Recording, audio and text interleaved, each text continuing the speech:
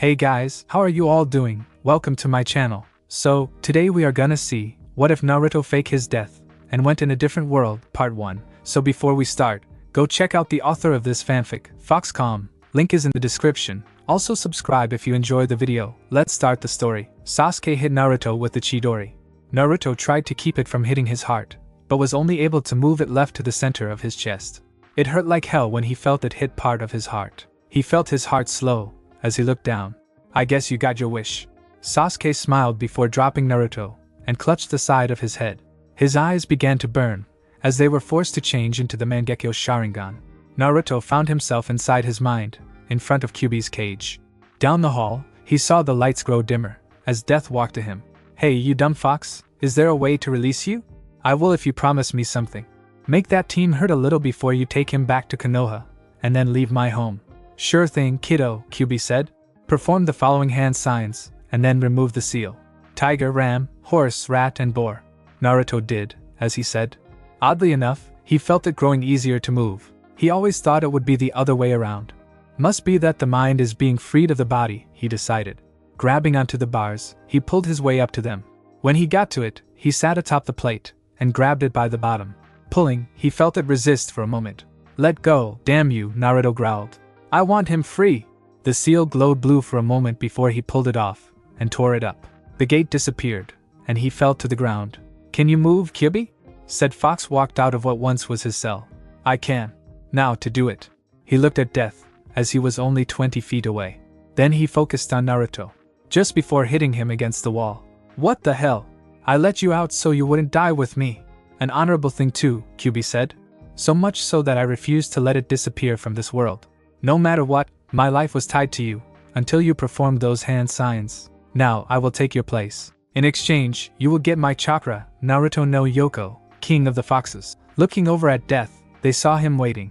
Something seemed to have confused him until he focused on where the soul he came to collect had been standing.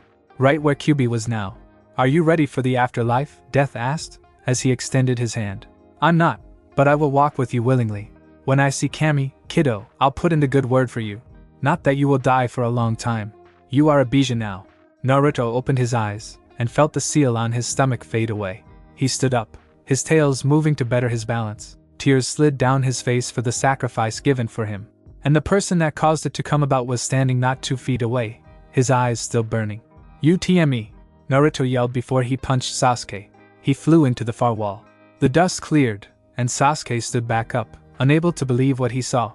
Naruto now had 9 foxtails behind him, and 2 fox ears atop of his head.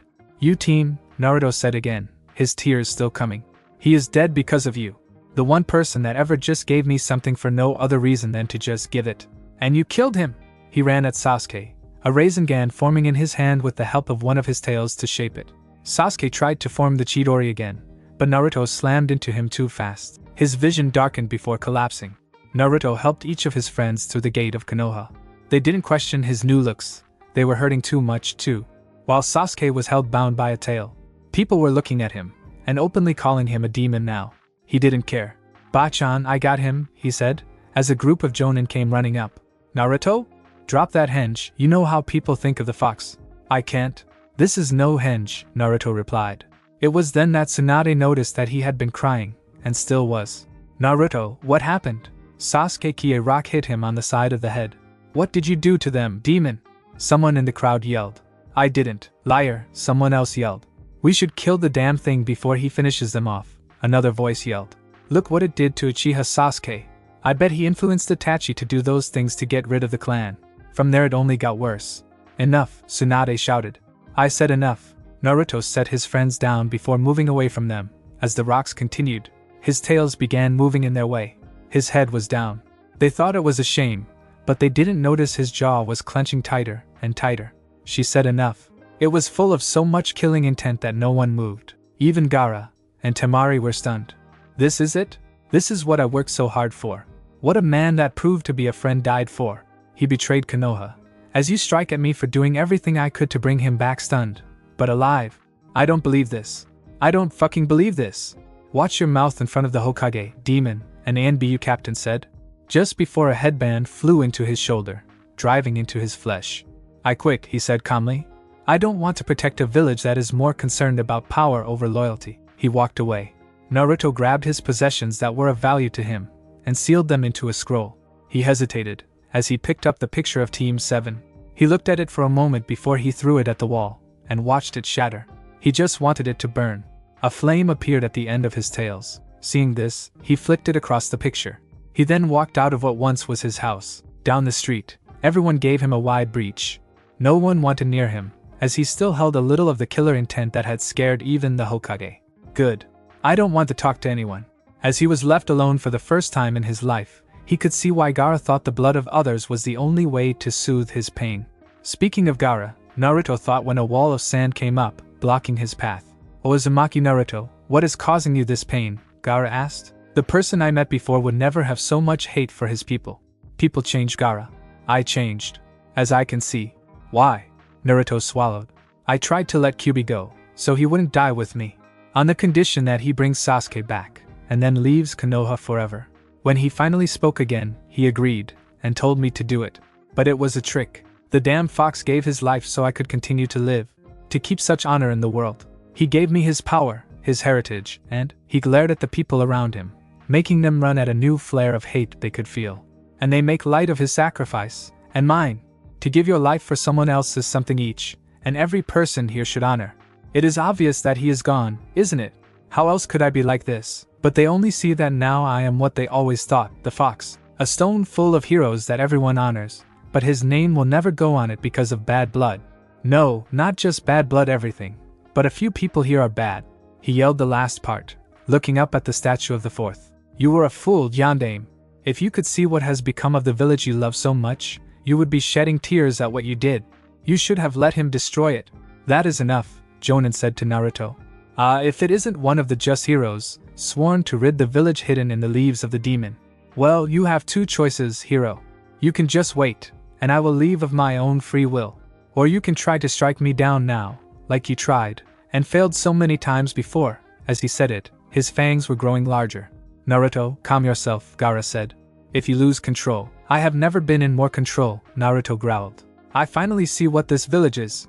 Kyuubi's chakra wasn't hurting me all those times, it was trying to show me the truth." Jonin was glaring at Naruto. "Hurry up and leave, beast." "Not going to try your luck," Naruto taunted. "What is wrong?" "Afraid because now, you are not just fighting a child, you are actually fighting a demon." He snarled, and snapped his jaws at him. Jonin jumped back. "Thought so. So damn worthless. Gaara, if you are still here when I leave, please tell my friends bye for me." He continued walking away. Gaara let the wall fall because of what he saw. His friend, the person that saved him, was following the same path as most Jinchuriki, and it broke his heart. "Sakura, I need you to talk to him," Tsunade said to the girl. "He is not himself because of the sudden influx of chakra. If one of his friends were to talk to him, he might stay." "Let the dobe leave," she said, thinking about how he brought in Sasuke. "If he could do that to a friend, then he shouldn't be here." Tsunade slammed her fist down on the table. "And did you think about what Uchiha did to him? Did you fail to notice that hole in his clothes or the scar underneath it? Naruto almost died to bring him back alive, and unhurt for the most part. Thank him for doing that." Sakura widened her eyes when she said that. "By Kami, you did miss it, didn't you?" Before Sakura could say anything, two people came in. Gaara of the Sand, and Hyuga Hinata. "That will not work, Tsunade. His anger is too hot to let even someone close to him talk him out of it. He is of the opinion right now that the fourth Hokage made a mistake when he saved this village. I believe I heard him call it a cesspool of hatred, as he walked away from me." "Hokage-sama, what has happened to Naruto-kun?" came from Hinata. "To save the village, the fourth sealed the 9 tails inside a newborn. He could do it to no other child, but his own son, Naruto," Tsunade said with a sigh. Gaara nodded. He figured there was something between the deceased Hokage and his friend. The two girls dropped their jaws in shock. "Then that is why no one ever helped Naruto-kun when he was a student," Hinata said, not caring that he was the son of the fourth. "No way," Sakura said. "That Baka is the son of the greatest Hokage our village has ever seen. Stop joking, Tsunade-sama." She slammed her hands down again. She was going to say something, but Hinata said something first. "Do you know where he is, Hokage-sama?" She looked at this crystal on her desk. "He is atop the Hokage statue right now. Gaara, can you take her there, as fast as you can?" "Hi," he said, as he laid a hand on her shoulder, and they both disappeared. Tsunade turned to Sakura with disappointment in her eyes. And I thought you were his friend. One of his precious people. Naruto looked at the few good things left in Konoha. From this high, the village still looked pure. His heart was a little saddened that he was leaving, but only because of the few he was leaving behind. His nose caught the scent of lavenders. Naruto-kun, Hinata said, running over to him. Please don't leave. He slowly shook his head. I can't, even for you. No. Just stay, I'm begging you. If anyone else had asked me, I would outright refuse them. And I wish I didn't have to refuse you, as well. You can stay, she started to tell him, but was interrupted by Naruto. Hinata, please look at me. People beat me just because they thought I was the nine-tailed fox. What about now that I actually am? I will never find peace. No, I don't want you to. A yellow tail covered her mouth. Naruto looked at her with the sadness of the world in his eyes. What he did then nearly made Hinata faint.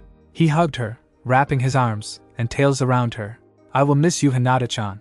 What, how, why, huh? I'm not as big of an idiot as some people think, Naruto said. I figured out long ago that you liked me, and that I liked you in return. Who couldn't? You are beautiful, and super nice. A person would have to be blind, and a true demon not to care for you. But why didn't you ever tell me? Hinata-chan, you are the princess of one of the most prominent clans in Konoha, and I know you wish to change it for the better. You would never be allowed to do that if you were with me. No, it is better this way. His tails held her all the closer, as she started to cry. She finally found it in her to tell him how she felt, and he tells her he feels the same. And they still can't be together. It isn't, she denied. Please take me with you. Again, Naruto's heart felt like it was breaking. He had to refuse her again. I cannot. I will be labeled missing the moment I walk out of Konoha. I will spend the rest of my life, for as long as they believe I am alive, being hunted. I will not push that on you. Before she could go farther, he silenced her with a kiss. Hinata couldn't believe it, but she leaned into it all the more, praying that this dream come true/nightmare would never leave this part. Naruto gathered a small bit of chakra into his right index finger, and pressed it to the back of her head. She fell asleep in his arms instantly. Goodbye, my Hinata-chan. Gaara, can you take her back to her home? He stepped into view. I do not know where it is. Naruto pointed to the compound. Then I will. Naruto, what will it take? There is nothing that will keep me here. I think I will go to the Valley of the End. He handed Hinata to Gaara, and jumped off the cliff. The Valley of the End, Gaara said before heading to the Hokage's office. If he leaves, he will be marked a missing nin, a council member said venomously. Tsunade had it. First Sakura, now them. She will make it known now, publicly. I will not. I will not mark the last member of the Namake's clan a traitor of the leaf. You lie, one of them snarled. Do I? Keep in mind, I was the one that delivered Minato's son into this world. Don't you think I would recognize him if anyone at all? I can have Jiraiya in here in 30 seconds to tell you the same thing I just did. Uzumaki Naruto, named after his mother, is the only son of the 4th Hokage, and if you so much as tried to push this any farther, I will have the council disbanded, and you all put to dishonor. Danza looked at her with more respect than before. You are telling the truth, aren't you? He realized it was a statement, not a question, because he already knew the answer. We drove away the only son of the man that saved our village. He hasn't left yet, Tsunade said. Right now, I am having one of my kunoichi that cares for him, and tries to convince him to stay. Even as she started, Gaara reappeared with a sleeping Hinata, and Tsunade let out a groan. She is only asleep, Gaara informs them.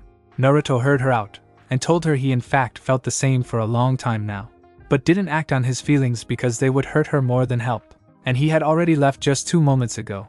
Did he tell you where? Tsunade asked. The Valley of the End is where he is going before heading off. She ran to the window.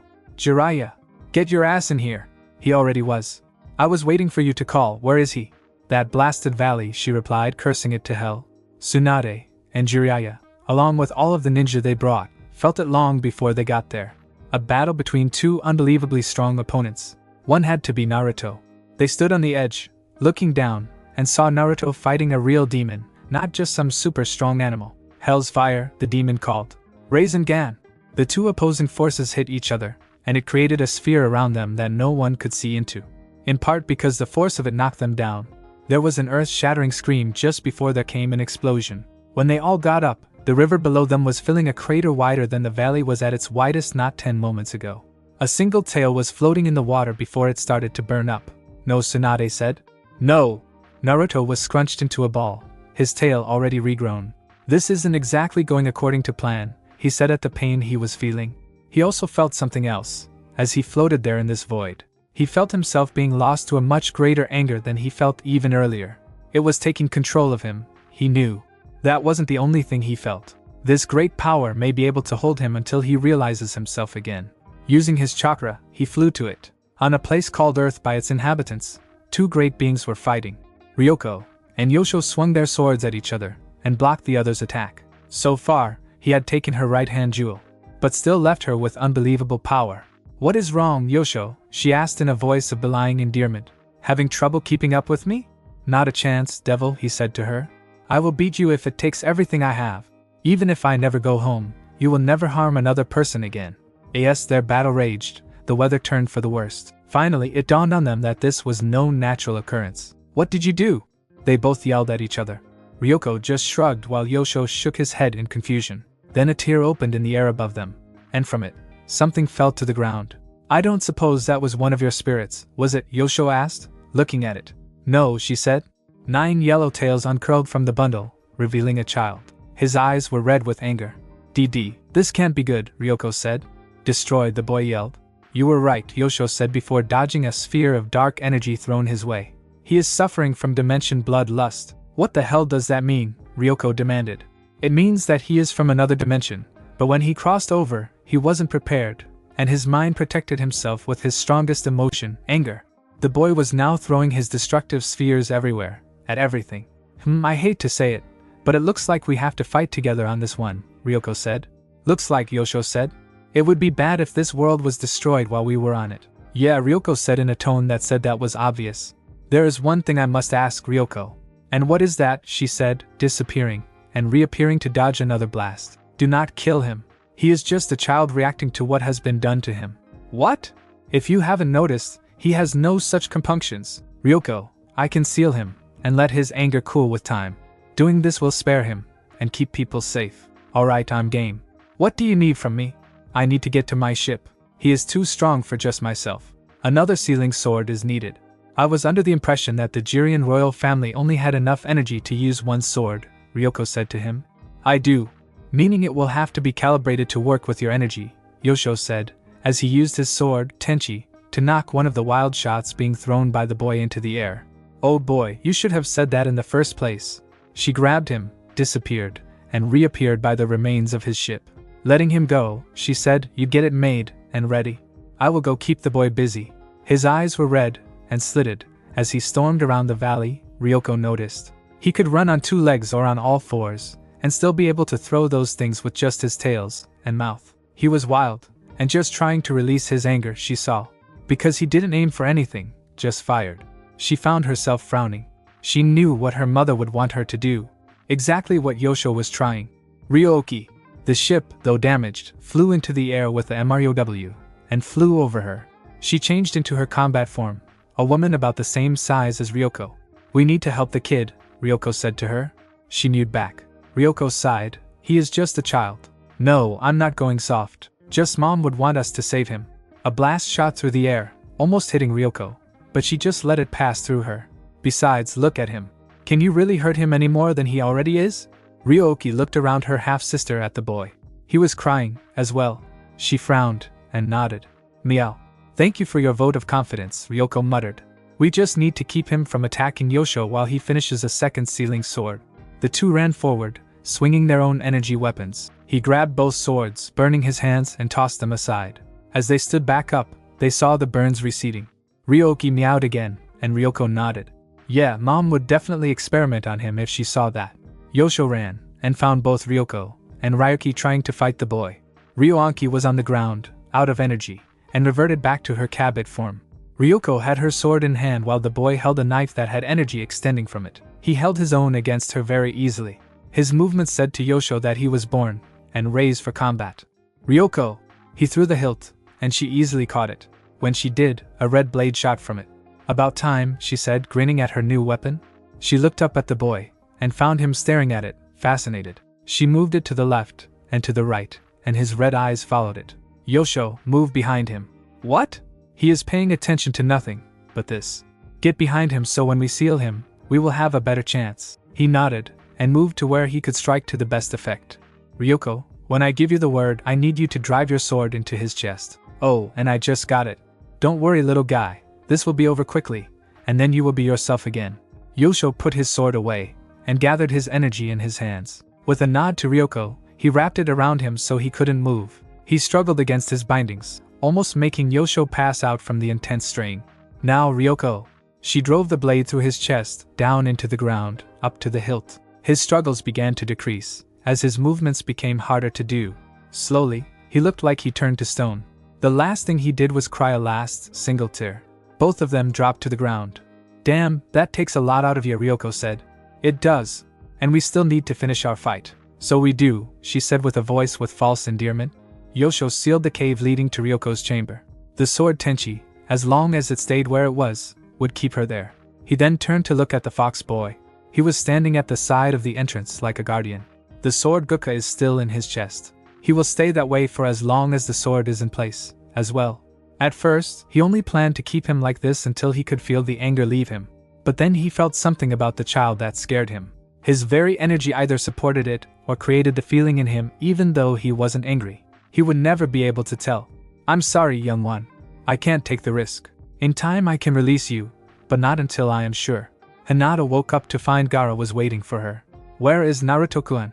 I have some bad news for you, Hyuga Hinata. He left, didn't he? It is worse than when Ozumaki Naruto died. No, I was there to see it. He got in a fight with a true demon, and both of them are dead. No. I'm sorry, something Naruto said to her came to mind. As long as they believe me alive, they will hunt me. He faked his death, but warned her about it. She couldn't help but smile. After you saw him die, what happened? The attacks the two held hit each other. They were enveloped in this sphere. When it was gone, the only sign of either of them was one of Naruto's tails. There was nothing moving? No, that sphere destroyed everything else. Gaara-kun, I don't believe Naruto-kun died. I think he faked it. Gaara blinked a few times. Then we should go tell the Hokage. No, Naruto-kun will be left alone like this. But I must ask you for your help in something. What is it? Help me find him or someone that can find him. I couldn't even tell he was faking it. But I believe I know something that can. A creature with the greatest sense of smell on earth. The problem will be getting it to agree to this request. What is it? Isanade, the three-tailed shark. If anyone will be able to follow him, it will be him. Hinata swallowed at the thought of having to go to that extent to find Naruto-kun. But she wanted to be with him. Not here, not anymore. Nodding, she said, show me the way. Isanade couldn't believe his luck. He may not have been the smartest thing on earth, but he knew that humans were supposed to run in fear of him. Yet these two only ran to avoid his attacks. They may have no other attempts. Alright, I tire of this game. What is it you want? Your assistance, Gaara said. You see, Isanade, the no Yoko has passed away, and his chosen heir has vanished. Which means what to me? We would like your help in finding him, Gaara said. He used too powerful to fake his death, and left nothing behind that we could follow him with. But as you are Isanade, the greatest hunter and tracker in the ocean, as well as on land, you could. And why would I do that? I care nothing for the last fox nor this new one. Because I will offer you safe haven, Gaara said. I will soon be inaugurated as the Kazekage of the Hidden Sand Village. The Wind Country does border the ocean at one of its sides. As long as you are willing to leave my country's people alone, you will not be hunted while there. I will see to it. Isanade scratched his chin with one of his claws. The proposal was a good one. And if he turned on him, he could just destroy all of the ocean-lying villages and ports. Fine. Do you have something with his scent on it? And take me to the last place he was seen. Hinata held out his headband and walked forward. She was unbelievably scared as he moved his nose to her. She could see his fangs easily dwarfed the biggest human she had ever seen. I have it, Isanade said. You must really care for this boy, to keep going forward with how scared you are, girl. Why not? It does seem time for it. Time for what, Isanade? Nothing. We move. Isanade smelled around the valley of the end, and a picture of what all happened here entered his mind. Naruto walked to the edge of the river, sat, and waited. After a while, his nose caught a scent, and he stood back up and created a Kage Bunshin. It changes itself into a demon from some nightmare. They waited a few moments more before they started fighting. Up on the ledge, several ninja looked down at the two. Naruto and his clone created two very powerful attacks that hit the other with it. A sphere enveloped them, and Naruto cut off one of his tails, dropping it into the water. It regrew in moments. How strange, Gaara asked. This Naruto didn't leave this spot. His scent just vanished. You don't mean that he really died, do you? Hinata was on the verge of tears. No, it is, as you suspect. He planned the whole thing. He even waited until you were just far enough away to start the fight with his clone. But I imagine something didn't go as planned when the two hit each other.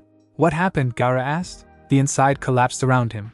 The clone was completely destroyed, as it didn't have the chakra to handle it. But this child was pulled in alive. Pulled into what? A good question. One that I do not know the answer to. I am strong, but I am quite dumb, sad though it is. He turned, and headed to the ocean.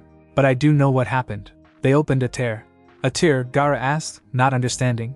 When a sufficient amount of opposing chakra hit each other, they create a tear in dimensions. Your friend is no longer on this planet. Then how do we find him? Hinata asked. Following him, Izanade replied nonchalantly. But the only being with the chakra to do that is another bijou. That is not my concern, Izanade replied. Time to see if this child has a backbone. Hinata hesitated before she ran up one of his tails. Using her Byakugan, she hit every single chakra point she could. You listen to me. The deal was to find him. If you will not help, then you are breaking your side of the bargain, and I will see to it that the clan never stops hunting you. A tail wrapped around her, and moved her to his face. Then I should eat you, and save myself the trouble, shouldn't I? Sand moved to block him, but water from the river knocked it aside. Is he really worth that? Naruto-kun is worth more. I see, then I have decided. I will not go to this other world, but you will. Hinata tried to say something. Do not interrupt me or I will eat you for real. You will go, as my heir. Huh! I will give you my chakra so you can go through the tears. It is still there, so you need only open it, and follow. You should get to the same place he is. Make sure to prepare yourself though, or you will come out in a blood rage. Hinata could only stare, as his eyes glowed, and felt something enter inside her. It made her pass out. Izanade yawned. Boy, take me to the coast. I need a deep, dark cove to sleep in for a few centuries. And what of Hyuga Hinata? Oh, she is defenseless right now. He turned to the river, and placed her under. There, she will be fine. Gaara was about to jump in, and save her. Boy, think about it. I am the bijou of water. She will be the same thing once I go to sleep. And even now, she still has most of my chakra. She will survive some years submerged in water. Lead the way. Hinata woke up underwater. She was so surprised that she took a breath, and brought her hands to her throat. And again, to her surprise, she wasn't choking. She moved, and found it, as easy, as if she was in the air. Wow, she said, which came out more clear than she ever said in the water. Her hands had webbing in between her fingers now, but she somehow knew she could remove them with a thought. She felt something behind her brush against the rock, and looked. She had 3 scaled tails with fins on them. She kicked with her feet, and tails, and practically flew through the water. She broke the surface, and reached a height of 20 feet at least before she came back to the water. This is amazing. Is this what Naruto-kun felt? She began to sneeze a little, as the smell of smoke came to her nose. Jumping up onto the cliff above her, she looked around, and saw the smoke coming from Konoha. Truly amazing. She could even smell Naruto-kun's favorite ramen stand. Naruto-kun. Looking back, she saw the tier Lord Izanade was talking about. She was about to jump into it before she remembered his warning. Calming down, she began the mental exercises she was taught, as a Hyuga, to train her emotions. When at last she felt she was in a cold calm, she opened the tier, and jumped inside it. In that void, she began to wonder if she should have thought of a different way, because she felt that emotionlessness surrounded her, and took an actual form of a crystal. She was still herself, but she couldn't move, as she was swept away to the same place as Naruto-kun. She fell from the sky just off the coast of a series of large islands. She settled on the bottom, and frowned at her predicament. Now what do I do? May I be of any help, my lady? The voice came from a shark with the head of a hammer. He was circling her. Can you get me out of this? I can try, the shark said. He slammed into it, and bit it, as well. But nothing he did worked. I am afraid I am not strong enough, but I will return with others. He started to swim away, but Hinata stopped him. She yawned before asking, why did you call me my lady? Even the sharks of this world recognize the queen of all sharks, the hammerhead said. Are you okay, my lady? I am feeling really tired right now. It must be the lack of water inside. I will return soon. The shark swam away, as fast as he could. Hinata could barely focus on him before laying her head down, and closing her eyes. Naruto-kun, come on, this gate is so rusty. It'll be a miracle that the keys are still. Hey, they worked. Tenchi grinned, as he pushed it open, and started down the tunnel. Curiosity killed the cat, maybe, but Grandpa always said I was more like a fox, didn't he? Coming to an opening, he found 3 things that surprised him. A stone held in the air by a rock, a small shrine against a rock wall, and a statue of a warrior with fox ears and 9 fox tails. So this is Kitsune, Tenchi said, referring to the stories his grandfather told him. As the demon and the warrior Yosho fought their battle, Kitsune fell from the sky. He was in a great rage brought from being forced from his home, and no longer in his own control. Seeing that even they could not calm him alone, the demon and warrior fought him together, knocking him unconscious. When Yosho finally defeated the demon, he turned to Kitsune. He had woken up, and thanked him for preventing him from hurting anyone around them. I thank you for stopping me, samurai, but I have no place to go. I do not belong here. I might have a charge for you then. One day, the demon may yet awaken, and someone must be there to stop her. Then I will guard her tomb until I die, if that is what you wish of me. Yosho knew the man's memories would haunt him to that day, so he did the one thing he could think of. He drew his second sword, the Gouda, meaning Hell's Fire. I offer you something else, warrior. With my sword, you will fall into a similar slumber that the demon is in. You will sleep until this sword, or the sword Tenchi, is removed. I will guard your shrine until I die, and my family after me. The warrior took the gift, and thanked him. Setting himself next to the entrance to the tomb, he took the sword, and drove it into his own chest, turning to stone. There it is! The Gouda! Tenchi ran over to Kitsune, and looked at the sword, and at him. Hey, he is just a child. The half-fox looked no more than 13, as far as humans go, that is.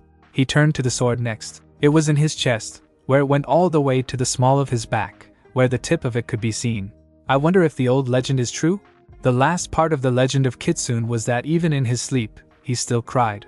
He looked at the child's face, and stepped back in shock. Moss had grown on his face, following a trail from his chin to his eyes, the same one tears would take. He touched it, and found it was wet. Oh, he really is crying. I can't believe it. That means the sword Tenchi must be here too, and he shivered. The demoness, as well, searched the chamber for the demoness, but found her nowhere. What if the legend was wrong, and Kitsune is the demon? Nah, Grandpa is so sure. Like he was there. No, the demon is somewhere else. It was then that he remembered the shrine. He went over to it, and opened the door. The sword Tenchi was held within. He couldn't help but grab it, and pull it out. So this is it. He pulled it from the sheath after a few hard tugs. The blade that came out was badly rusted from the lack of care. Man, I was expecting something AGH. The blade literally fell apart. At the same time, the stone being held by the roots fell to the floor. Oh man, Grandpa is going to kill me!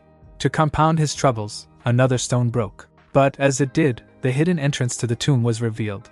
Tenchi looked at it with great interest, and decided to go inside. I'm dead anyway, right? He stepped inside, and started sliding down. He hit the flat surface kind of hard, and rubbed his backside. What else can I have to say? Right in the center of the room was a pond, and its surface was rippling. Remembering that curious comment again, he looked over the lip, just in time for a hand to reach out, and grab him. He jumped back, pulling the demon hard enough so that she hit her head against the wall of the pond, making her let go. The last thing he saw of her before running back up was glowing red eyes. Crap, crap, crap. He reached the main chamber again, and leaned against the wall. A roar came from down there, as he did. What am I going to do? Kitsune! He went over to the statue. Come on, wake up! The demon is awake now. He shook the statue, but nothing happened. With nothing else he can do, he grasped the hilt of the Gouda, and pulled. It glowed red, as it touched the gilt of the Tenchi. Come on! If the demon gets free, then everyone around here is in grave danger. Please help me, but no matter what, the sword would not come free. Letting go, Tenchi adopted a look that said how bad this was when the next roar came even closer. I'm a dead man. The stone. Fix the stone that broke. Tenchi didn't know where the words came from, nor did he care. He put the pieces back together, and tied roots around them to hold them in place. He looked up just in time to see the demon on the other side before the door closed again. I am going to the temple, and pray to whatever God is listening to forgive me. Maybe Grandpa was right about needing more training. He walked out of the room, leaving behind what sounded like a very irate woman, and a child laughing at her misfortune. Tenchi woke up on the roof of his school. It was a few weeks later. Summer vacation was over, and he was back in school. Oh man, I miss school. Dad is no doubt going to kill me. He heard a cat meow, and looked over at it. How on earth did you get up here? It started walking over to him, and it disappeared. I doubt this is a sign of good things to come. You're right, a falsely endearing voice said behind him. Tenchi spun around, and saw a woman with white hair on her head sitting over the doorway to the stairs. The name's Ryoko. Tenchi saw her eyes glow, and felt his shoulders slump. "Oh man, it's the freeze-dried demon," he said in a defeated voice. "And I don't even have might to fight her with. You will need more than a wooden sword to beat me, little boy," she said with a grin that spoke of great confidence. Her face grew grim after that. "It was cold in that cave, cold and lonely, and I wanted revenge." "Why me? I didn't do it," she shrugged. "I am a demon," she replied. "And you are obviously related to Yosho." His face took on a doomed look. "If I survive this, I'll make sure Grandpa adds to the signs of bad luck disappearing cats." Tenchi ducked into a classroom. Ryoko had already destroyed part of the school, and was still chasing him. He smelled something in the air, and groaned. Gas, what else could go wrong? Even as he said that, he slapped his hands over his mouth. Because every time he said it, it always did. "Ah, there you are," came from behind him. Ryoko stood blocking the door. "Where were we?" "You were just about to say, I'm sorry for destroying part of your school, and for chasing you. As an apology, you were going to give me a 30-second head start before chasing me again," Tenchi said, figuring that if he had to go, might as well make one last joke. "I was?" She took on a thoughtful expression. My mind is so cloudy from 700 years of sleeping, I'm not sure was I really." She looked at where he was standing, and found it empty. "Get back here!" Hearing him on the other side of the wall, she created one of her swords, and threw it. Boom! Tenchi was thrown to the ground. He stood up, and wiped off some of the dust. Maybe I should have warned her. He clapped his hands together, and prayed for her soul. Time to go. I guess he didn't even take a step before he heard grumbling behind him. No way. He bolted, and ducked around a corner. Ryoko came down the hall, and saw a mirror. "Oh man, I look a mess. I guess even demon women are the same," Tenchi thought, as he moved farther away. He went into his classroom, grabbed his bag, and opened a window. It couldn't be more obvious that he could only run from her. So, as carefully as he could, he jumped out into the bushes. Rolling out of it, he looked up, and didn't see her following. So he started running. Phew, good thing women are all the same. That mirror saved my life. "Yeah, with her busy with that, we can get away," a voice said in agreement. "Yup, bad day." He dropped to avoid the sword slash.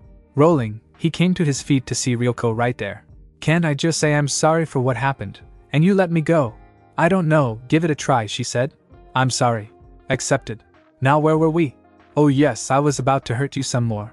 "Hey, I said I'm sorry." "And I accepted, what more do you want from me?" Ryoko said with a shrug. "You monster." "Hey, what makes me a monster?" Pipsqueak. "You walk through fire, you destroy things with pure energy, and you fly. All very good reasons, but still not good enough. And your own admission that you are a demon," Tenchi reminded me. Ryoko gave a blank look. "I did say that, didn't I?" "Oh well." She swung her sword at him, and he threw up his bag to block it. The bag was destroyed, but her attack was stopped by this blue glow. "Huh," was Tenchi's statement. "Hey, no fair," it was Ryoko's. "Now that is the pot calling the kettle black," came a new voice. They both looked up, and saw Kitsune standing on a tree. His bright orange clothing was torn to shreds so they could freely see the two scars on his chest. The larger one was old, roughly the shape and size of a palm. The other was newer, and was in the center of the first, the shape of a sword blade. "You asked for help, kid? Do you still need it?" "Doesn't it look like I do?" "It does. But be a bit more respectful to the king of foxes, if you know what is good for you. By the way, the name is Naruto." In his hand was the hilt of the Gouda. "As for you," he looked at Ryoko. "I must say thank you for stopping me, those centuries ago. I would rather not do this, but as you are obviously the aggressor." A blade flew out of the hilt, as he jumped down, and slashed with it. Ryoko jumped back to put distance between them. "Don't just stand there, grab it." "Huh?" Tenchi asked him. "The sword hilt floating in front of you. I am in the same boat as her, and not able to move so well. I know because 700 years ago, her movements were much more fluid. So, I'm going to need some help here." "Got it." Grabbing it, he saw a sword extend from it. Unlike the light sword Naruto used with its red blade, this one had a blue one, and it began striking out at Ryoko. "It's alive!" "The sword is only doing what it is meant to," Naruto said, complimenting his attacks. "Trust it, because I have no idea how to use a sword. I really am going to die." To everyone's surprise, he cut off Ryoko's hand. At the same time, she got 3 of Naruto's tails, as they came up to block her attack on reflex. I'm sorry." "Naruto-san, are you okay?" "I'm fine," Naruto said, as bones already started to grow from the stumps. "Ditto," Ryoko said. Her hand grew back, as well. "See? No harm, no foul. I guess that is another battle lost. See ya later, Tenchi, Naruto." She disappeared. Wow, not even a single hand sign, Naruto said. I have got to get her to teach me that. He turned to Tenchi. So, where are we going? Huh. I am going home. You head after her. Naruto frowned. Dobe. I can't follow her. Her scent stops right there. I have no idea where she has gone. I don't care, Tenchi yelled back at the kid. You were the one that swore to stop her. Naruto blinked in surprise. When did I swear that? Before you were sealed away, Tenchi said in a much calmer voice. I hate to tell you this, but before I was sealed, I was still in a bloodlust. She and that samurai turned me to stone before I calmed down. Before they could go any farther, the rest of the school blew up. How about we continue this at your house? Naruto offered. That suddenly sounds like AGH. Naruto had grabbed him by the tail, lifted him off the ground, and started jumping away. He was easily covering 50 feet even holding him. Tenchi was amazed. Man, I need to get training again. I used to jump a lot farther than this, Naruto whined. Tenchi walked up to his room and opened the window. Naruto slipped inside. So now what? They both asked. I was hoping you had the answer, they said again at the same time. Naruto snapped his claws. Sleep, he said, nodding at his idea. All that took it out of me. Note to self, never go into combat after waking up from a long nap. I couldn't agree with you more, Tenchi said, lying on his blanket. His bed really felt lumpy. So he reached over, under them, and grabbed the offending thing. But what he grabbed turned out to be much softer than he could have imagined. A giggle came from underneath the blankets, and Naruto pulled them down. Oh, for Kami's sake, let go of her, you hentai. I didn't know, brat, Tenchi said, as he let go of Ryoko. How could you not know you were grabbing that? Naruto said. He has a point there, Ryoko said to Tenchi. And what are you doing here? Tenchi yelled at her. Simple, I came to get your balls. Am I going to be surrounded by perverts everywhere I go? Naruto asked the air. First Ero-sennin, then the hentai, now this crazy woman. It's not like that, Ryoko shouted at him. I mean the jewels at the base of his sword hilt. That still sounded perverted to me, Naruto said, narrowing his eyes. Oh, for the love of, Ryoko said, ready to pull her hair out. I mean read things in that. She pointed to the sword Tenchi, which the person Tenchi had tucked into his belt. I need them back so I can get my power back. And why would I do that? Tenchi asked. So I can control Ryoki. Of course. Ryoki, oh, your sister, Naruto said after a minute. I remember her. She was one tough cookie. No way am I going to let another demon out, Tenchi said to her. Are you sure, Tenchi? After all, if I get Ryoki back, I can leave, and you will never see me again, she said sweetly, flashing her eyes at him, as she moved closer. Aha! She grabbed the sword, only to be shocked. Oh, damn it! Come on, just give them back. We really will go away if you do, and a much worse demon that is coming here will have no reason to stay. Tenchi, was it? I wouldn't be so sure about this. I have had bad luck concerning someone just going away. I doubt this will be different. Children should be seen, not heard, Ryoko growled at him. Women should be sweet and mild-mannered, Naruto countered. Really, you have enough testosterone for 10 guys. Oh, I am so going to kill you for that one, Ryoko said. Ryoko, I know you are there. Come out here, pirate. And the demon has arrived, Ryoko said, walking to the window. Oops, better button that up, she said with a grin, meaning her blouse. Hey, Aika. What cha doing up there? You. Where is Yoshi? Came that giant voice. Both Tenchi and Naruto walked over to the window. Naruto slipped out and just stood on the wall, while Ryoko just phased through it so Tenchi could have the window to himself. What is that? That would be that worst demon I told you about, Ryoko told them. Both Naruto and Tenchi paled as they went back inside. Give her the damn things, Naruto said. How? Just pray to the sword to give them to me, Ryoko said. Alright, Tenchi said. He closed his eyes and held the sword up near his head. Ryoko felt far more powerful a second later. Yeah, now Hey, you only gave one. That's right, Tenchi said. She replied. Ahem, Ryoki. A giant was heard in the night sky as the ship rocketed to them. All three of them disappeared and reappeared inside the ship. Go! They were in space now with Aika in hot pursuit. Now, aren't these little girls cute? Naruto said, as Kabits surrounded him, and he tried to give each of them attention. Hey, stop!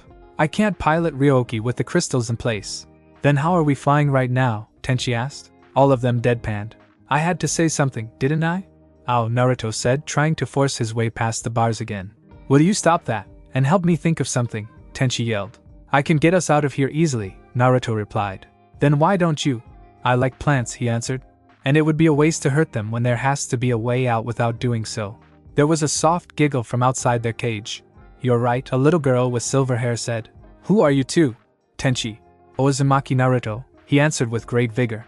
I'm Sasami. Will you two play with me? I will, if you get us out, Naruto said. How can you be so calm? Tenchi asked, as the roots moved so they could pass. Easy. She couldn't be much older than me, and the way she is treating me is much better than my old home. Is that why you were crying while stoned? No, it is not. So, Sasami-chan, what do you want to play?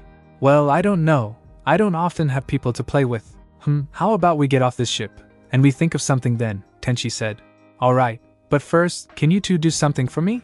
What, they both asked. My sister has a coronet I would like to have. Get it for me, and I will get you out. Done deal.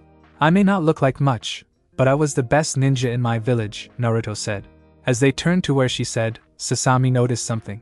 Hey, where did you get that? She reached out, and grabbed the hilt of the Gouda. This? It was used to seal me when I got really mad a long time ago. Now give it back. But can I keep it? No, give it back, Naruto insisted. When she didn't, Naruto smiled, as a plan formed in his head. Tail tickle no jutsu. His tails picked her up, and started tickling every part of her. No! No! Please! I surrender! She dropped the hilt, and Naruto caught it in the air. He set her on the ground. By the way, she said when she could breathe normally again, if you had tapped the bars with that, they would have moved. That figures, Tenchi said, hanging his head. Relax, Naruto said. No use worrying about it now. So, where are you from, Sasami-chan? I'm from the planet Juria. Naruto looked at her blankly, and started to laugh a little. Hey, what is so funny? She asked with a pout. I once knew the biggest pervert you will ever meet, and his name was Jiraiya, Naruto replied, still laughing, thinking about a planet full of him. Just hoping your people aren't like him is all. Naruto and Tenchi snuck into the room. Well, Naruto snuck in. Tenchi tried, and was insanely loud to Naruto. Hasn't anyone ever taught you to be quiet? Naruto hissed at him. His tails all had their fur on end with agitation. I'm not a ninja, Tenchi said to him. Where is it? He asked. She is still wearing it, Naruto told him. Tenchi sighed, and moved to the side of her bed opposite Naruto. Naruto pressed a finger to his lips, and took out the Gouda. He pointed to it, and then to Tenchi, finally to Aika. It took a minute, but Tenchi understood what he meant. She has a sword called Tenchi. Tenchi pointed to himself, then at Aika's head, followed by pointing to Naruto, and at Gouda. I'll get the coronet while you get the sword. Naruto nodded, and reached down. He slowly massaged her wrist with one hand while the other held onto the sword. Finally, she completely let go of it. Smiling in victory, he looked up, just in time to see Tenchi slip it off. He also smiled in a job well done. They started to walk out of the room. Lady Aika, the prisoners Uzaka, and Kamide came into the room, as loud as possible, and came face to face with both Naruto and Tenchi. What Aika said, sitting up in her sleep. Silence was complete for a few moments before she yelled, perverts. Uzaka, Kamide, kill them. The two thieves ran out of the house with the two logs flying after them. Naruto didn't even stop, as he picked up Sasami. Time to go, he said to her. He tossed the sword to Tenchi, who tossed him the coronet. Mission accomplished, princess. How did you know? She asked. I've met my fair share of them, he told her. You are just as sweet and kind as another princess I knew. Ouch. One of the laser blasts got him in the shoulder. Oh, let me, Sasami started to say. Don't worry, it will take more than 2 overgrown garden ornaments to put me down. I'm more worried about Tenchi. Said boy was trying his hardest to keep up while dodging the lasers. Naruto picked him up with his tails, and fully sprinted down the hall, leaving the guardians behind. Here, Sasami said, laying some clothes on the bench Naruto was sitting on. These are just like the clothes that the original Kamide wore. They will look much better on you than those will. She smiled at him, while tilting her head a little. She was wearing the coronet. Naruto smiled at how she was smiling. Okay, I guess I do need to change clothes. Now turn around, he said, covering her eyes with a tail. Hee, your tail is soft, Naruto-san. Thank you, he said, as he pulled the new shirt down. Pulling his pants off, he got in the new ones. These fit rather well, thank you, Sasami-chan. Now if only they were orange. Let's go, Tenchi said. We still need to find Ryoko, and get home. There, Sasami pointed, that one. Naruto nodded to Tenchi before running over. Ryoko? Are you inside here? Run! It's a trap. Too late. Electricity passed between the two guardians, and Naruto was between them. Ragh. You will regret stealing from me, Aika said. Sister, stop. Sasami, you had something to do with this? Yes, I'm sorry, but I was bored. Please let him go. Before either could do anything else, Naruto formed a Rasengan in each hand and hit them against the guardians. They weren't very powerful, but they did the job. They flew off, releasing Naruto. He stood back up, his eyes glowing red. That hurt, he told them before tapping Gouda against the bars. It opened, and Ryoko stepped out. You will be tried for releasing a wanted prisoner of Juria. But princess, I have already told you that the statute of limitations has passed on Ryoko, Azaka told her again. Oh, so you imprisoned me for your own reasons, Ryoko said. And add torture of a person wrongly held, that can be a long sentence. What? Aika demanded. To be precise, such a crime would have the penalty of 46 galactic years in prison, Kamade told them. Whose side are you on? Aika yelled. I was just trying to tell you, princess, he said to her. Well, I guess I will just go then, Ryoko said. I won't call the galactic police on you, as I am feeling generous. That is most kind of you, Lady Ryoko, Azaka said. Be quiet. I will never accept anything from that. But sister, I don't want you to go to jail, Sasami said, her eyes welling up with tears. Aika's jaw dropped. She was the princess that could do no wrong here, but somehow, she was being made out as the bad guy. But Naruto walked back over to her. His eyes returned to normal. Don't worry, your sister could walk up to the police and confess, but they won't do anything unless Ryoko reports it and wants something done about it. Well, this has been fun, Aika, but we really should be going. Oh, Ryoki. Ryo!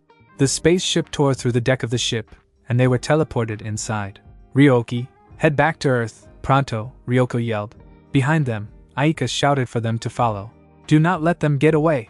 I want to know why the human had my brother's sword. Why is she still following us? Ryoko complained. How about you have her sister aboard your ship? Tenchi yelled, pointing at the little girl over Naruto. It was then that the two adults did a double take at the two kids. The Ryoki Kabits were around them again. Both of them groaned, as the ship once again lost control. It spun around, speared the Jurian ship, and plummeted to Earth. Well, that was one interesting adventure, Naruto said, as he was sitting at the table drinking some tea. This is excellent, Sasami. I'm surprised my father took it so well, Tenchi said, drinking his own cup, while Ryoko was drinking sake. This is the good stuff, right here. Hey Sasami, where is your sister? She is out at the lake, trying to save our ship. Sasami! Get out here and help, or else we'll never get off this planet. They all signed inside, and took another content-filled drink of their tea or sake. Thinking we should try to help her, Naruto asked Tenchi. Can you lift a broken ship out of the water? Nope. Then I guess we can help. Good evening, ladies and gentlemen. I am Yada Takashi with Channel 7 News. 700 years ago, a meteoroid fell to the planet in this very spot. After that point, sharks have gathered here in mass numbers. This strange phenomenon has no explanation, as every time scientists have tried to go down to study the strange crystal, the sharks have always gotten in the way, preventing them. But two things are known about this strange event. The sharks are only interested in people that try to move near the crystal, and the crystal is moving. Ever since it fell into the ocean, it has been moving down the slope. While no one can speculate why they do know this, it is now teetering on the edge of an abyss. In a few moments, it will fall. We will now turn to our live cameramen down at the advent. As you can see, Takashi, we can get no closer than 100 feet of the rock. But the sharks seem more interested in watching it fall over the edge than us. It is truly an amazing sight in front of us.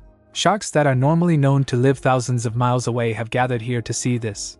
That is the only term I can think of to describe this. As you can clearly see, there are sand sharks to whale sharks present here today, and they are all circling the rock. What is odd is that every now and then there is a hammerhead doing it right now. They come up to the rock and push against it, making it move just a bit faster. And that might be me, but they seem more restless the closer to the edge they get. Just as odd even, it is not just humans that are keeping away from the rock. Over the years, they have refused to let fish, dolphins, and even whales near it. We saw just earlier today when a particularly angry dolphin tried to investigate the crystal and was blocked by a mako shark. In a standard counter, the dolphin hit the shark in the gills, drawing blood. The usual reaction to this around the world would be for the other sharks to turn on the wounded one and kill it. And they all attack something. The dolphin was forced off, as they all tried to kill it. Try to find the wounded mako right there. The gills are still a little swollen from the attack, but the shark is very much alive, and well. This is an unheard of advent never seen before. We were able to record it, and will be able to show it later on after the crystal has fallen. Sir, the meteoroid, the cameraman yelled, as he turned back to it. A whale shark had just turned to it, and was charging at it with full speed. He hit it dead on, and knocked it the last few feet over the edge. All the sharks watched, as it drifted from sight into the blackness. Several hammerheads followed in, as it descended, but most circled the spot, making sure to look down into the deep. Then there came this loud cracking sound followed by bubbles rising to the surface. The camera then started to show static. Sir, we lost the video feed. What about audio? It still works. Ladies and gentlemen, the hammerheads are swimming out of the abyss, and great Kami. The sound of something fast swimming though the water passed by the camera, and with it came the sound of light laughter. I believe we are hallucinating because of the bends, sir, the cameraman offered. I'll accept that. The video feed is back up. The camera was turned in the direction of shore. After the crystal fell, the sharks down in the trench swam out and passed right by us. Each and every shark present is now following them. I believe today is not a good day to go down to the beach. Naruto-san. Time for Lou, he was already there. How is it that you are so fast? Just practice, Sasami-chan. You should see me go for ramen. Sasami laughed. I would like to see that, Naruto-san. So maybe tomorrow I'll make some. She couldn't have said better words. He jumped up in the air in excitement, and hugged her when he landed, saying thank you in rapid procession. But before we eat, can you go get Tenchi and grandfather? It'll be done in one moment, Naruto said. He made a cross-shaped hand sign, and created a kage bunshin. He ran off while the original stayed there. And there you go, he said with a smile. Can I eat now? He pleaded with all 9 tails wagging. Please, please, please. Alright, alright. What was that? The dread puppy dog eyes no. The clone Naruto ran along, dreaming about Sasami's lunch, as he tried to find Tenchi and his grandfather. What he found was Aika outside her room. Quite a surprise when you consider that she refused to come out for a week now. Good morning, Lady Aika, he saw with a clumsy bow. Oh, good morning, Naruto-san. I don't suppose you saw that this morning, did you? I don't know what you are talking about, he said with a goofy grin on his face, and a hand behind his head. Something important happened? Or something embarrassing? Aika blushed a little red before sighing. The second, she replied, defeated. Well, that I know about, Naruto told her. In my experience, when you fall, all you can do is get back up. It also would help if this little animal would leave me alone. Aika motioned to the little cabbit behind her. A Ryoki, Naruto said excitedly. The Ryoki, Aika corrected. She was reborn today, and doesn't seem to understand that I don't like her. Said Cabbit jumped up on her shoulder, and nuzzled her neck. Maybe she is trying to get you to feel better, Naruto offered. Ryoki gave a confirmation. So, you can either stop feeling sorry for yourself, or we both can try to make you feel better, he said, crossing his arms. Aika laughed. He looked cute when he tried to look tough, and making his tails bristle just added to it. Oh? Is that a challenge? Do your worst. As you wish, Lady Aika, Naruto said with a grin. Super tail bind no. A single tail wrapped around her, holding her in the air, and spreading her arms and legs a little. What are you doing? Release me at once.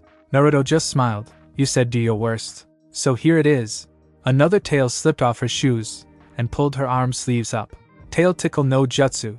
After 5 full minutes of laughing, Naruto looked at Ryoki. So, where else do you think she is ticklish? The belly button? So that is where Ryoko is ticklish, eh? I'll make sure to keep that in mind. The belly button is then. You wouldn't dare. I would. Aika was looking at him in terror with a grin on her face from laughing. Please not the belly button. Will you stop? I will. Just not the belly button. Naruto smiled in victory. Alright, I won't. He let her down. But next time, you will not be so lucky. When finally she caught her breath, and straightened out her clothes, she stood up. Hard to believe someone like you is a trained fighter. How did you know? We have them in Juria, and they walk in a very similar manner that you do. It says that you may be relaxed, but no one can sneak up on you. May I ask why you are up here? I kinda forgot. Just then, his stomach growled, reminding him. Oh yeah, lunch is ready. I came to get Tenchi, and his grandfather. I believe they are just up that way, she said, turning and walking to them. But Naruto didn't follow. Do you smell something? It's almost like the ocean. I'm afraid not, Naruto-san, Aika said to him. I can tell them if you want to go eat. Thanks, Lady Aika. That would be nice. He released himself in a puff of smoke. Isn't this interesting, Katsuhito said, as he looked to the east. He flicked his wrist, as Tenchi tried to finish the fight while his back was turned, and all he got was being hit on the head, and being thrown off the attack. Your stance is wrong, Tenchi. You would do well to maybe try sparring with Naruto or Ryoko for a bit. As they say, nothing like a challenge to bring out the best in men. I can take you, Grandpa, Tenchi replied. Oh, then start over. If you can then hit me. Aika watched them, surprised to see their form was that of a Jurian. OW Choi. She fell backwards and sprained her ankle. This just isn't my day, she said to herself. Naruto can't get that smell out of his mind. He could still smell it, even over Sasami-chan's cooking. Finishing the wonderful meal, he stood up. Sasami-chan, I am going out to train. If you need me, just cry out, and I will be there, as fast as I can. Okay, Naruto-san. I wonder what I should make for dinner. Hi. I do want to see how he acts for ramen. A half hour later, she heard the door open again. Sister, is that you? I was afraid you were going to miss lunch. Naruto-san can eat so much that I wasn't sure there would be any left for you, Tenchi, or grandfather. Sister? I am not who you think I am, came a voice that seemed waterlogged. A woman with dark hair walked into the room, soaked to the bone. Her eyes were pupilless while her teeth, the ones around her canines, were unusually sharp. On her neck were 3 lines on each side. Where is Naruto-kun? Though some effect was lost because of the stuttering, Sasami was terrified by the tone in her voice. I can smell him all over this house. Where is he? With her suddenly getting angry, 3 tails moved out from behind her. That was enough for Sasami. AGH. Help. Not 10 seconds afterwards, Naruto slammed through the door to see Sasami backed against the corner, trying to make herself as small as possible. She was staring wide-eyed at something. Naruto turned to whatever it was, growling. And to his surprise it growled back. What were you about to do to Sasami-chan? I was asking her a question, the demoness said in a bit of a snarl. Just tell me where my friend is, and I will leave. You will find no friends here, Naruto said. He drew the Gouda, and did a spin kick. His speed must have surprised her because he connected with her jaw without her putting up a block. She hit the wall, and slumped to the floor. Glaring at him, she spit out a few sharp teeth, and they were already being replaced. That felt as malleable as a nose, Naruto stated. Because my entire bore structure is made up of cartridges, she replied. Kind of happens that way when you are a shark demoness. Sasami-chan, go outside. Find Katsuhito, Tenchi, and your sister. I don't think I will be able to handle this on my own. Okay, she said, running out the door. Outside, Naruto said to the girl. She nodded. Now that there is no reason not to, time to unleash.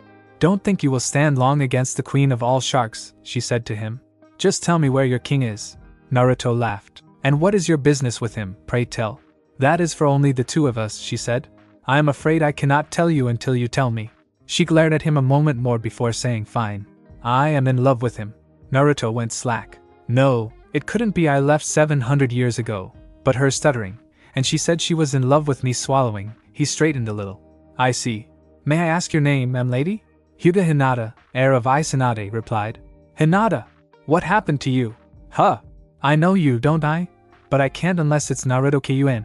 She was about to run at him, but Azaka and Kamidake landed on either side of her, and electricity passed between them.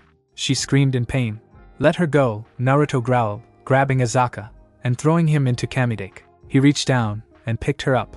Hinata-chan, are you okay? Water squirted into his face. Of course I am, Naruto-kun. I am the queen of the sharks. I was right, this is interesting, Katsuhito said, as he took in the sight in front of him. He smiled down at Sasami. Looks like you have competition over his affections. She only blushed. What is going on here, Naruto? Aika demanded. Naruto stood up, helping Hinata up, as he did. I guess that is going to take some time, as it is a long story. Hinata-chan, how are you still alive? How are you like this, for that matter? She just grinned. I wanted to see Naruto-kun again, she stammered out. She then turned to Sasami. I apologize for my rude behavior. I just wanted to see Naruto-kun again. Sasami looked at her confused. This is the same girl that seemed to have just been threatening me. She never actually threatened me, did she? A huge, shameful blush covered her face.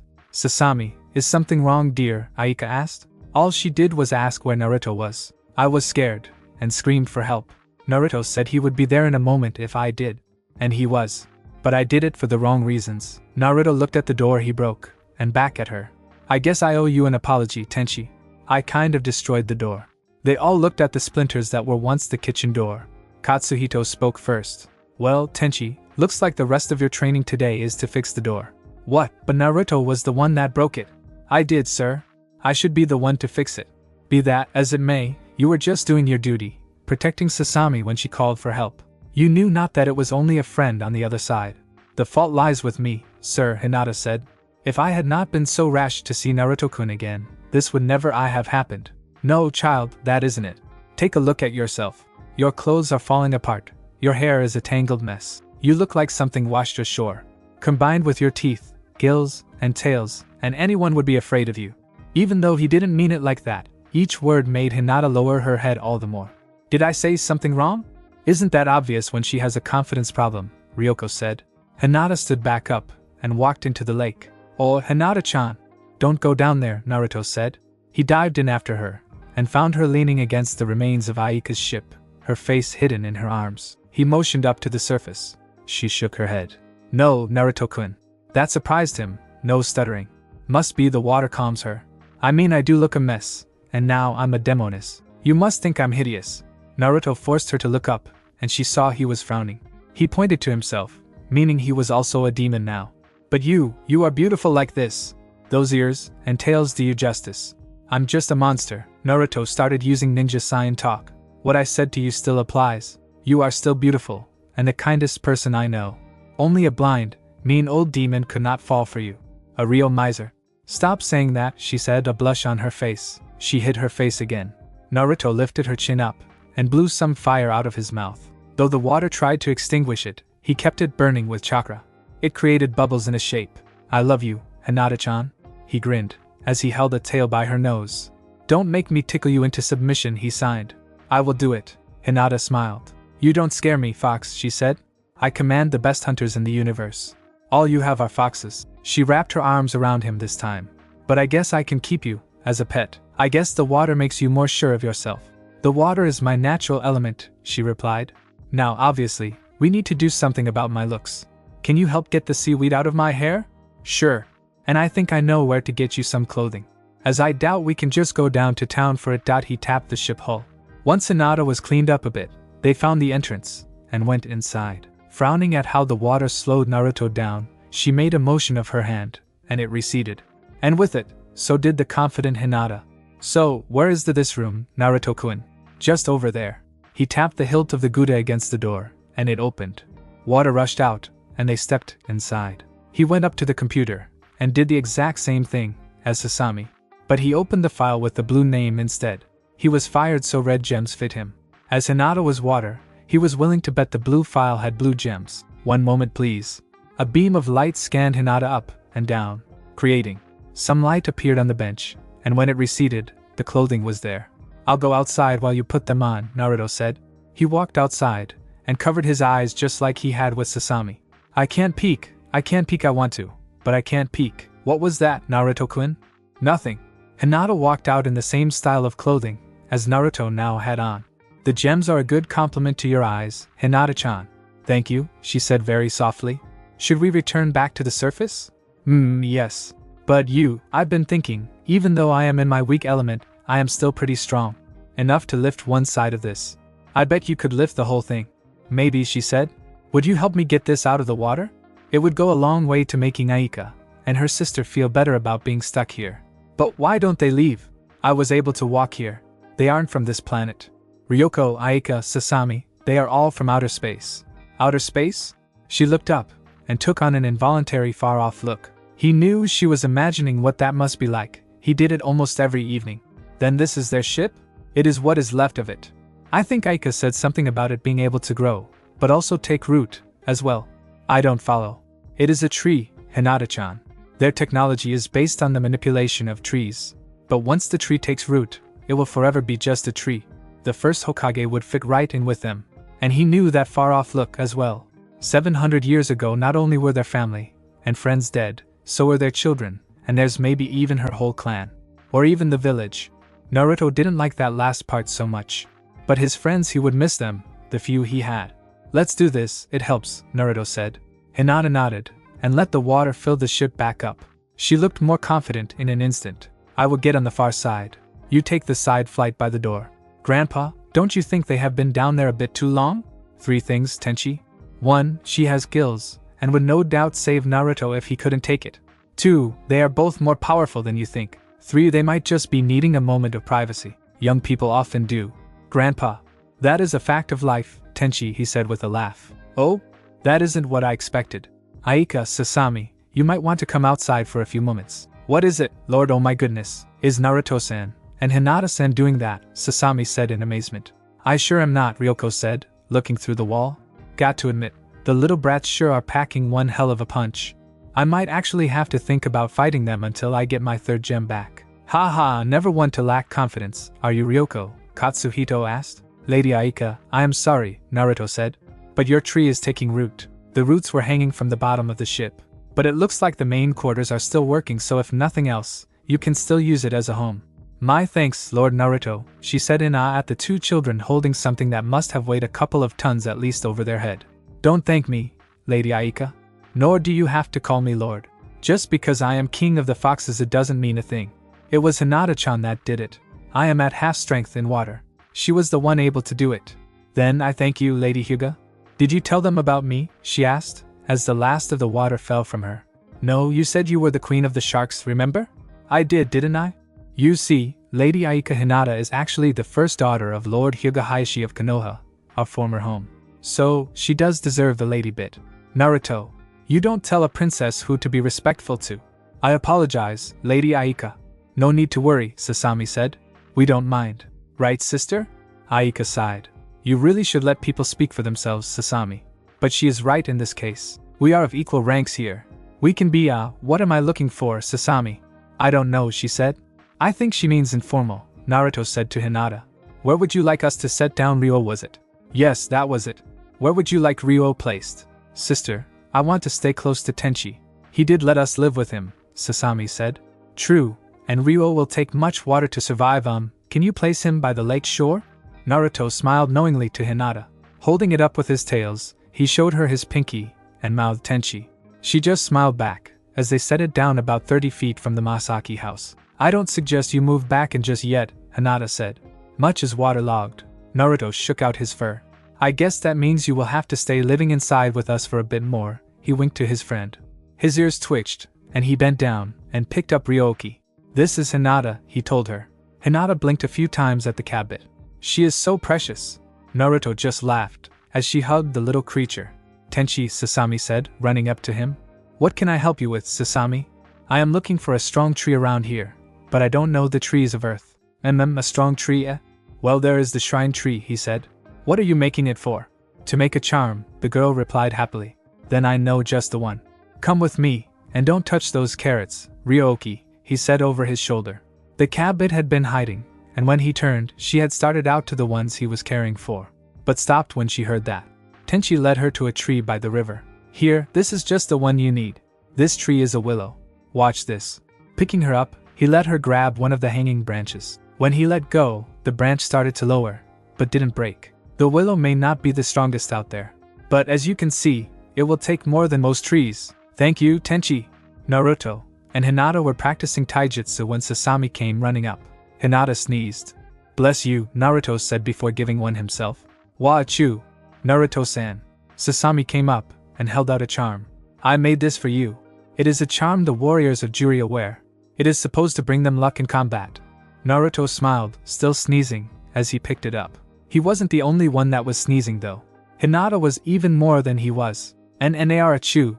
Naruto-kun, what a-chu? What is wrong with us? A-chu. A-chu. Katsuhito walked up to them. Let me see that charm, he said. Holding it up to his eyes, he grinned. This is Willow, Sasami. Yes, she said.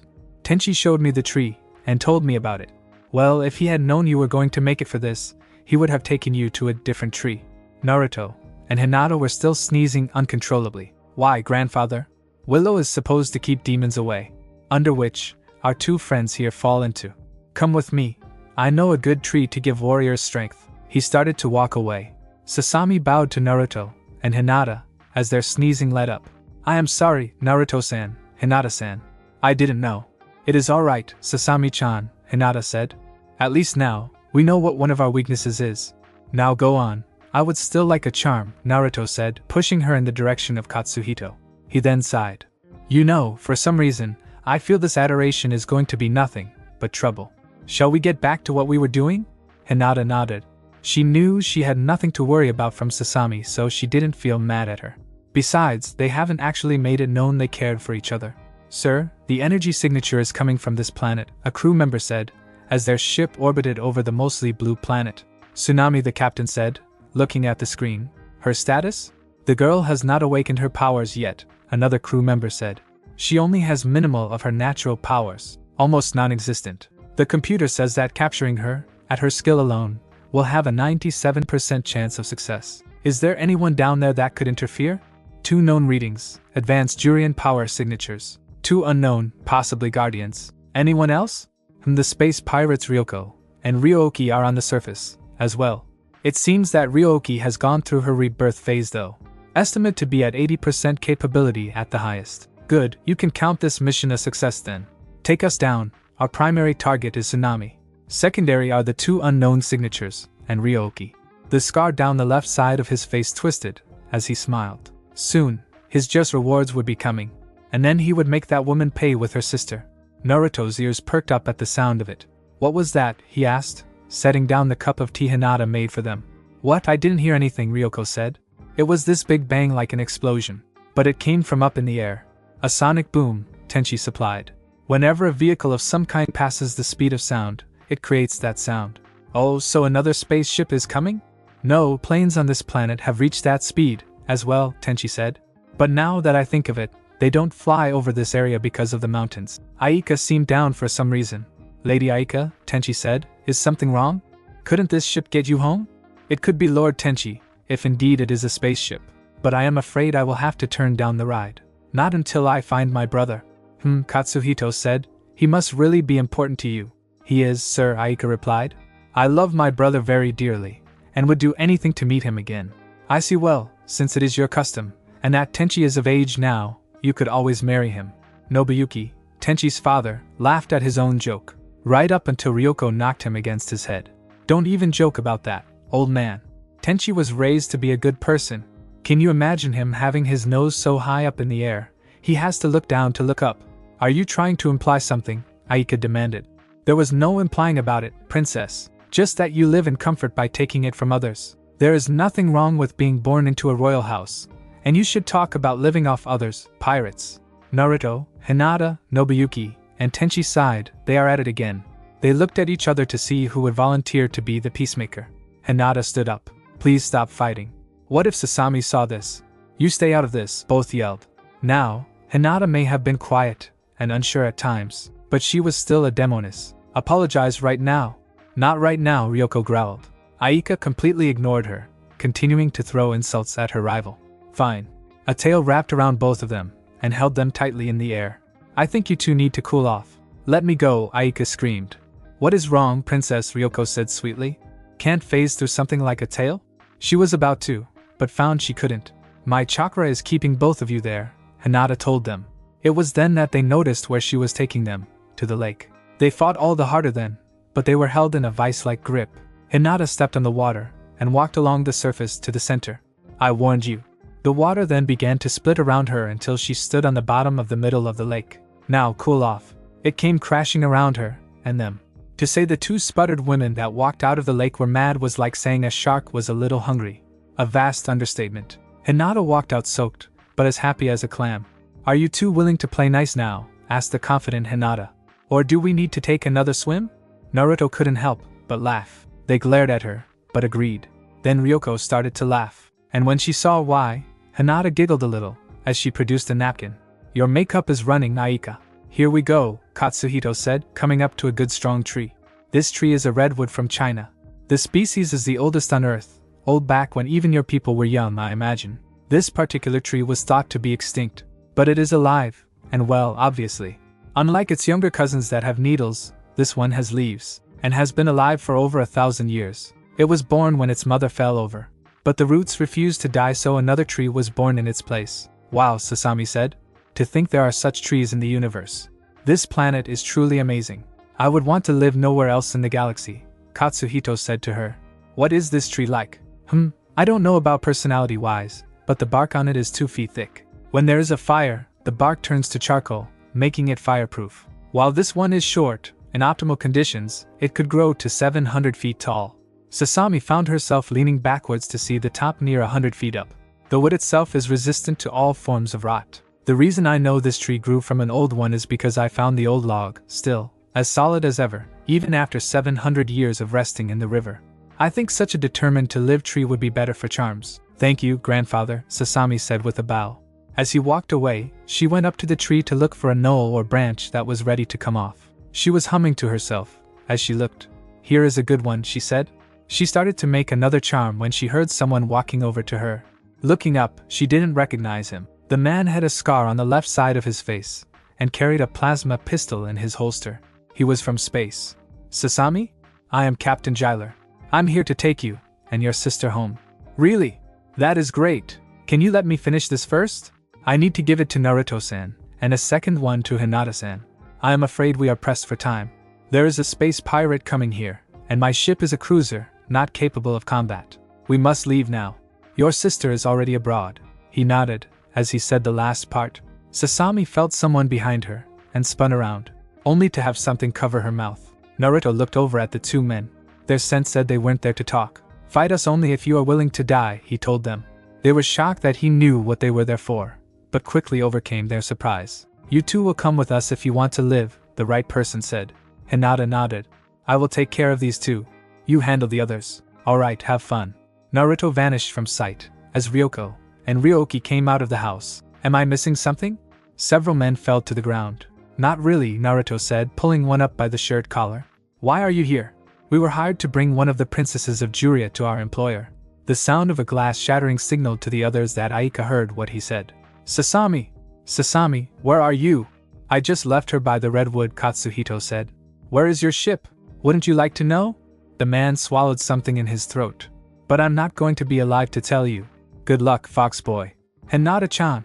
Make sure no one else swallows. They already did, she said. Ryoko, can Ryoki find another ship? She can do better than that. She can bring it down, she said, as the cabinet changed into her spaceship form. Tenchi, Aika, Ryoko, Naruto, and Hinata were teleported onto the bridge. Leave the crystals alone this time, Ryoko warned. Up in space, they saw the ship waiting for them. It was a battleship, but it wasn't blasting its lasers. They want us to come aboard, Tenchi said. Like hell we will, Ryoko yelled. Ryoki, charge your lasers, and finish that order, and you might kill Sasami, Naruto warned. And went into docking procedures, she finished, more than a little deflated. As they came up to the ship, the docking hold opened to let them in. When they were able to, they teleported down to the deck. Ryoki changed into her adult form to help out before losing her balance and falling over. Ryo, you're not used to it, Ryoko told her. I guess this time, you are out of the fight. Ryo, what else can you do? You come with us. Not only can you be hurt, you would be a burden to us. Ryoki frowned before changing into a child. Ryo. She stood up, able to hold herself up on her own, and moved to follow them. Ryoki, change back into a cabbit, please, Naruto asked. That way, we can take you with us, hidden. So you can come out, and fight when we need help the most. She sighed before doing what he asked, and hopping up on his shoulders. Let's go. They came to a room with a man with a scar on his face. Welcome to my ship, Ryoko. How long has it been? 800 years? Even longer? I still owe you. As he said that last part, he started tracing his scar. You, what have you done with my sister? Princess Aika, you must have been one of the known signatures. Your sister is fine. She is asleep in the med hold. If you want her, you need only go to her. Get out of our way then, Tenchi yelled. Oh, you must be the other Jurian. I will not. The target must be delivered. If you can beat me though, you can. Naruto glared at him. I will gladly do that, he growled. What are you two? Giler asked. You wear the garbs of guardians, but you are obviously not Jurian. Hinata started, but didn't finish. Water circled her, soaking her through. We are Sasami's friends. If you will not let her go, then we will kill you, and take her back. So you control the water. And you? Fire, he said before his 9 tails caught on fire. Burn. The fire shot from his tail, and enveloped the captain. Though the man was gone now, Ryoko didn't look happy. He has the ability to make copies of himself, and they are nowhere near as strong as he is. A man entered from the far chamber. Ryoko, the captain, wishes that I entertain you. Go, get Sasami. As they ran off, Ryoko created her energy sword. Naruto glanced back once, seeing her charge forward just as the door slid shut. A man and woman were waiting for them in the next room. The Jurians fight us. The captain wants to test the other two personally.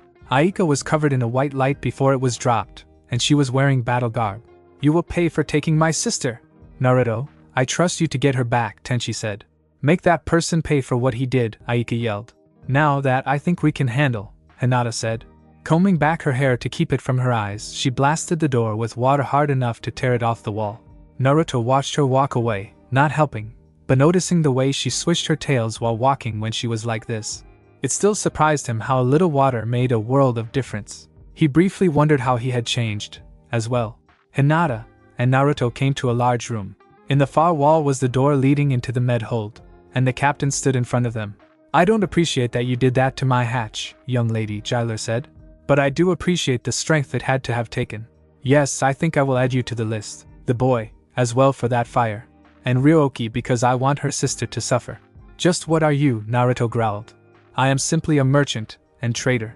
But my primary goods are slaves. I was paid handsomely to be the host of the tsunami, so I did." Imagine my surprise when not only do I find her, I wind up Ryoko and Ryoko, a lost prince of Juria, and you too. This is the most profit I will make this century. Guda grew a blade. "You will not live long enough to spend any of it," Naruto growled. Water pooled around Hinata as she pressed her hand to the ground. A staff made of coral rose from the water. "You are worse than my father. He treated family as slaves for the longest time. You will pay for your crimes." "Very interesting. It looks like a Juria light sword. But the energy you are using for it is far from theirs. So what are you using?" "Chakra," Naruto replied. "And that staff feels alive, as well. I take it that it too strengthens you?" "It does," she replied. She was growling, her fangs in sharp contrast to her normally calm face. "I am going to bite your face off." Temper, he started to say before the two threw themselves at him.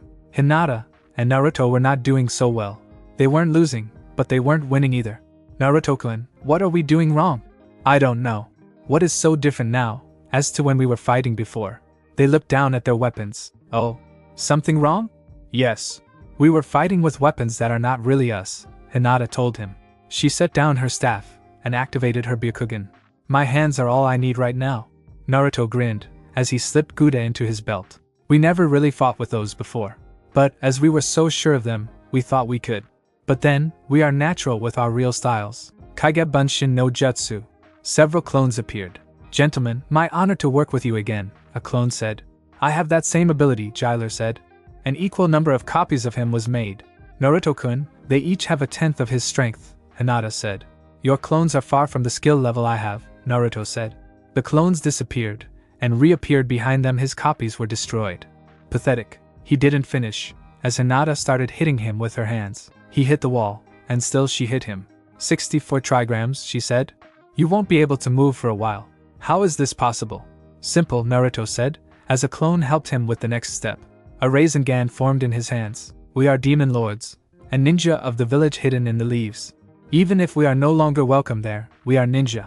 With a tap to his headband, he hit him with the lowest level of Rasengan. They turned around when they heard clapping. "My strongest clone, and you beat him in moments when you decided to get serious. I am impressed." Naruto turned his glare at him. "Shut up. I am taking Sasami back even if I have to destroy this whole damn ship." "I can't let that happen," the real Gyler said. "Wait until I am back with the others, Naruto-kun," Hinata said, as she walked to the door. When it didn't slide open like the others, she slammed her fist through them, grabbed the sides, and pulled.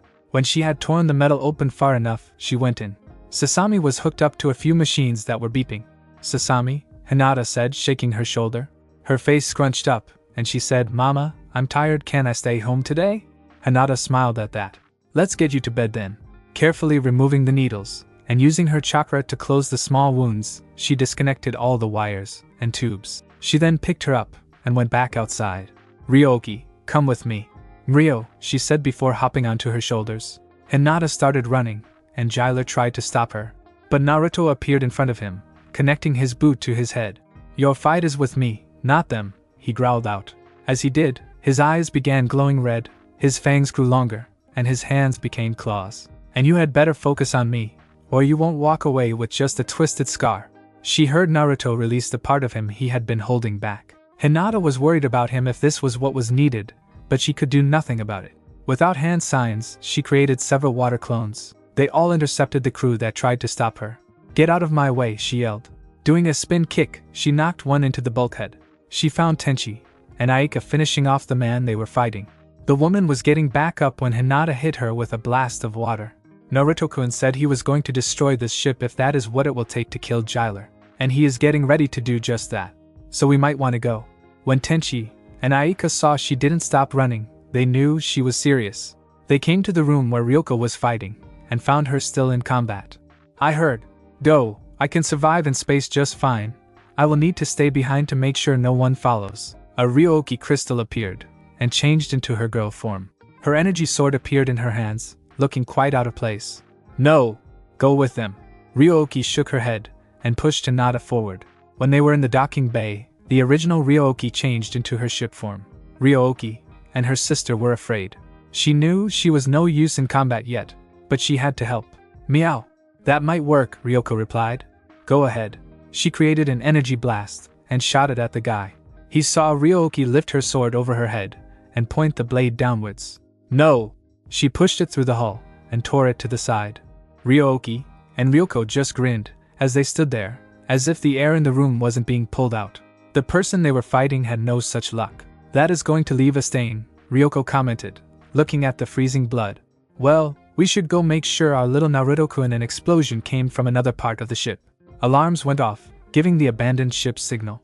And they are going to have to go through here too, she commented. The two phased through the wall to go get Naruto. They found him clawing his way back down a corridor, the far end missing. The shields had come up to prevent anyone else from flying out, and to retain air in the ship. But Naruto was still blue in the face from the lack of oxygen. Ryoki? Ryo! She changed into a ship, further tearing the ship apart, and teleported Naruto and Ryoko into her. Ryo. Once again, you have my thanks, Lord Naruto, Aika said with a bow. Really, you don't have. I do. What you have done can never be repaid, but I must try. Lady Aika Hinata started to say. You, as well, Lady Hinata. I am in debt to the both of you. Honestly, you don't have to say that. Isn't that what a guardian does? Naruto said. Huh. I asked Sasami just who the original Azaka and Kamidake were, and she told me. I felt so honored that she would give me his clothing that I offered to be her guardian. I did, as well, Hinata said. Any person Naruto-kun believes should be protected, I will.